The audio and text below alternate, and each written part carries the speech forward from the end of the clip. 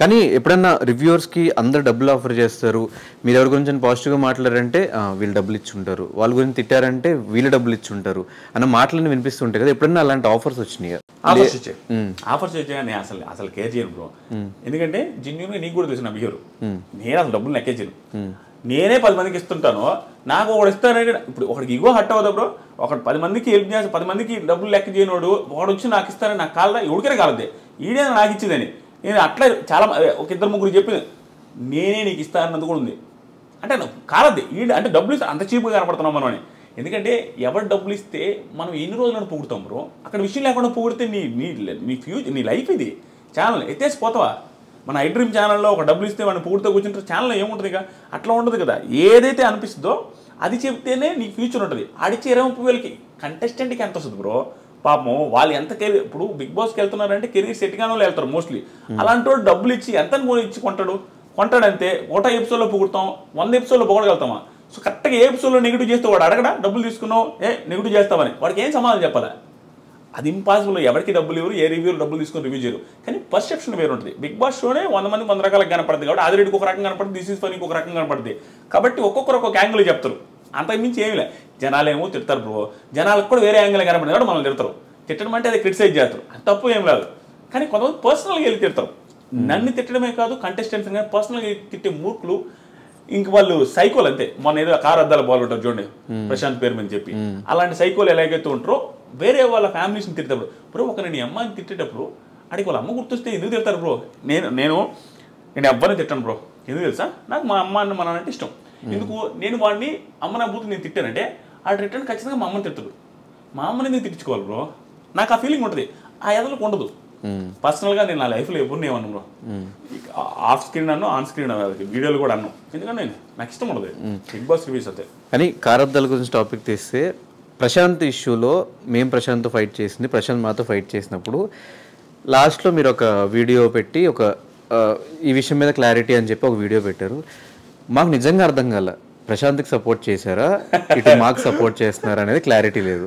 ఒకసారి నాకు ఆ క్లారిటీ ఇచ్చేస్తే ఎవరికి సపోర్ట్, అక్కడ ఎవరికి తప్పు, ఎవరిది తప్పు కాదు, క్లారిటీ ఇచ్చేస్తే నాకు కూడా హ్యాపీగా ఉంటుంది. ఇంటర్వ్యూ చేసి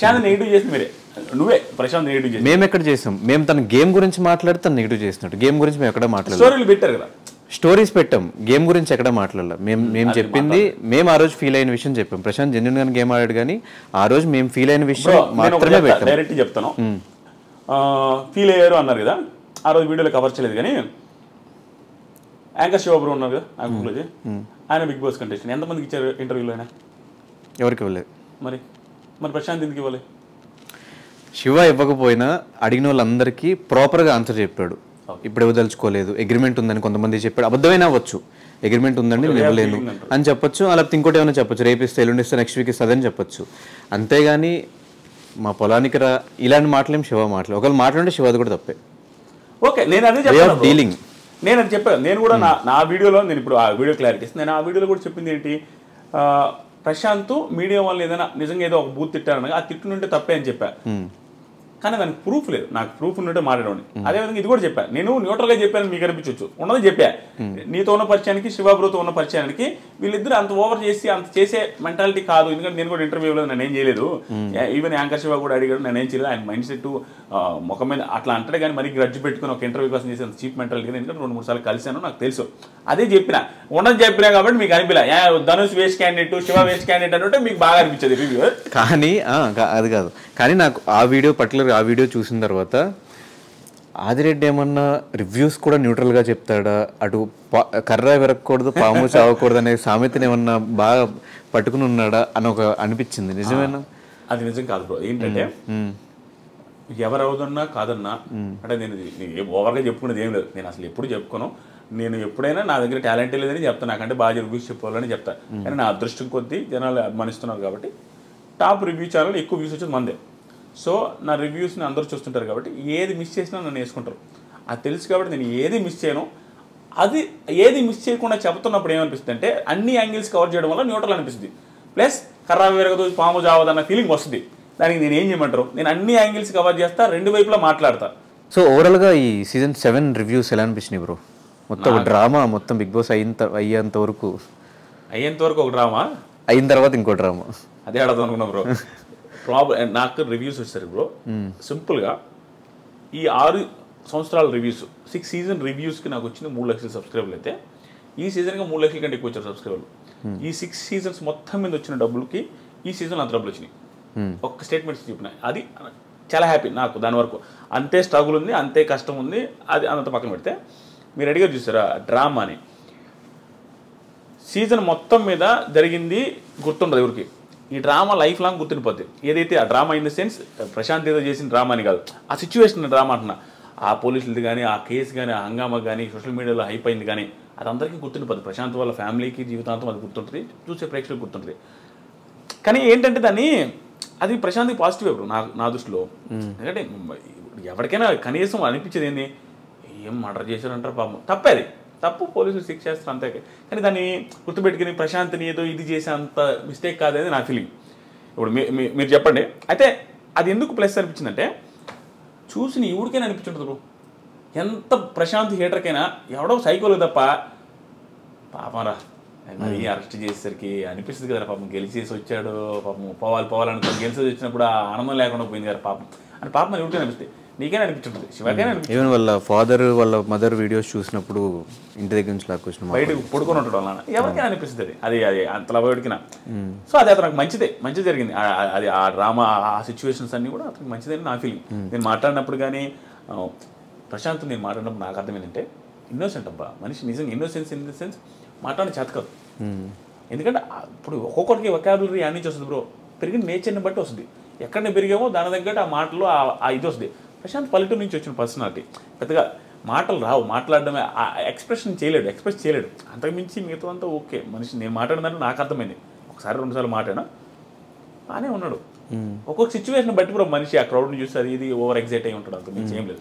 అండ్ శివాజీ గారు రీసెంట్గా బయటకు వచ్చిన తర్వాత ఒక ఇంటర్వ్యూలో ఒక మాట అన్నారు, బిగ్ బాస్ తనకి ఇష్టమైన వాళ్ళని నేను గారెలు చేసినా కూడా నన్ను పట్టించుకోలేదు, ఒక పర్సన్ ఉన్నాడు, ఆ పర్సన్ లేపుతానే ఉన్నాడు సీజన్ అయ్యే వరకు, నువ్వు అది చేసావు ఇది చేసావు, ఆ పర్సన్ అమర్, అందరికి క్లారిటీ. సో ఆ ఒక పర్టికులర్ ఇంటర్వ్యూ ఆ బిట్ మీద వాట్ ఈస్ యువర్ ఒపీనియన్? నిజంగానే ఒక ఫేవరిజం ఉంటుందా బిగ్ బాస్లో కంటెస్టెంట్ మీద?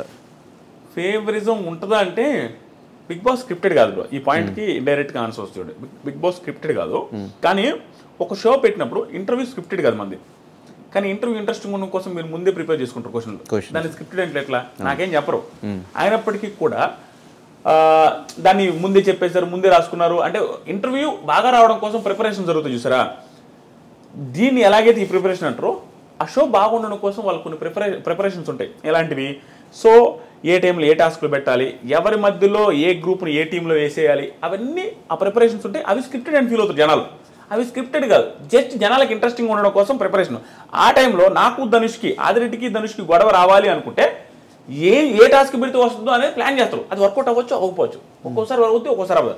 అలాగే అమర్ని లేపాలి అనుకున్న సిచ్యువేషన్స్ ఉంటాయి, శివాజీ గారిని లేపాలన్న సిచ్యువేషన్స్ ఉంటాయి. ఆ టైంలో అమర్ ఫ్యాన్స్కి శివాజీ గారిని ఏదైనా ఎంత లేపుతున్నారు అని అనిపించుంటుంది. అమర్ని లేపినప్పుడు శివాజీ గారి ఫ్యాన్స్, బల్ల ప్రశాంత్ ఫ్యాన్స్ కూడా అలాగే అనిపిస్తుంది. చూసే పర్సెప్షన్ మనకు వేరు, కానీ వాళ్ళకి అందరూ ఒకటే. నేను ఇన్ని చెప్పినా అది నమ్మరు.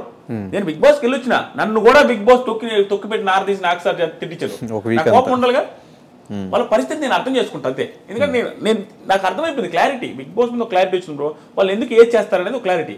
కానీ జనాలకు అది అవసరం లేదు.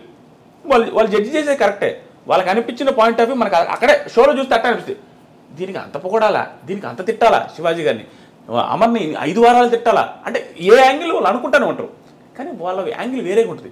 వాంటెడ్గా చేరు, వాళ్ళు వాంటెడ్గా చేశారంటే అమర్ లేపాలని చూసారంటే సింపుల్ లాజిక్ బ్రో. చిన్న పాయింట్, ప్రశాంత్ని మెడపట్టుకుని చూశాడు, అవునా? ఆ సీన్ కట్ చేస్తే అయిపోలే. అది ఎన్ని సెకండ్లు ఇప్పుడు 5 సెకండ్లు బిట్టు తోసేది. 5 సెకండ్లు బిట్టు తోసేస్తే అది ఎడిటింగ్లో లేపేసి ఉంటే అయిపోయేది కదా, లేపలేదే. సో వాళ్ళు కావాలంటే ప్రతి చోట పాజిటివ్ చేయొచ్చు ఏ పర్సన్ అయినా, ప్రతి చోట నెగిటివ్ చేయొచ్చు ఏ పర్సన్ అయినా, కొంచెం ఎడిటింగ్ స్కిల్స్ని చూపించి. అట్లా ఏం చేయరు బ్రో. ఇంట్రెస్టింగ్ ఉండడం కోసం ఒక్కోసారి ఆ డ్యూరేషన్ సెట్ చేయడం కోసం అట్ట ఇట్ అవుతుంది తప్ప వాంటెడ్గా చేయరు. ఎవరు గెలిస్తే వాళ్ళకి ఏం పోయేదేం లేదు. మనకు అలా అనిపిస్తుంది, అనిపించడం మనం కూడా చేయొచ్చు. నేను కూడా అన్నా చాలాసార్లు వీళ్ళ ఫేవర్ వాళ్ళ ఫేవర్ అని అది అంటా ఉంటారు, కానీ వాళ్ళు చేయరు నాకు తెలిసినంత వరకు.